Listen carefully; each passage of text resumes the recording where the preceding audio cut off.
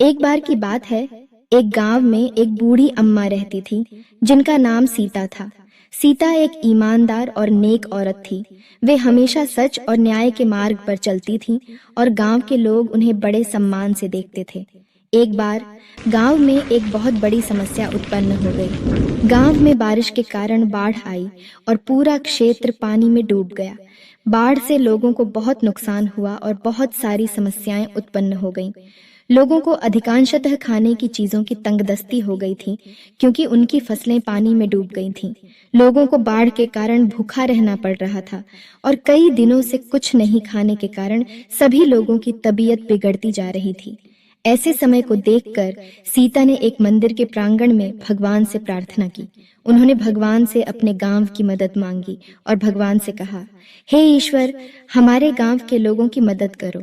हमारी फसलें डूब गई हैं और हम सभी भूखे प्यासे हैं। आप ही हमारी रक्षा कर सकते हैं। बूढ़ी अम्मा की प्रार्थना से पहले वे बिल्कुल निराश और बेहाल हो रहे थे, लेकिन जब वे मंदिर से बाहर निकले तो एक अचानक चमत्कार देखने को मिला। गांव के बाहर बड़ी तेज एक बादल दिखाई दिया और उसके नीचे से वर्षा शुरू हो गई। बारिश इतनी तेज और बेहद सही हो रही थी कि सभी लोग खुशी खुशी बरसात में नहाने लगे। बाढ़ आने के बदले आसमान से भगवान ने वर्षा भेज दी थी और गांव के लोगों की रक्षा की। जब बूढ़ी अम्मा ने ये सब देखा कि गांव में सभी लोग बहुत खुश हैं और सभी बारिश में झूम झूम कर नाच रहे हैं, तो उन्होंने भगवान के कारण आनंदित होते हुए कहा, भगवान का आशीर्वाद हमेशा हमारे साथ है।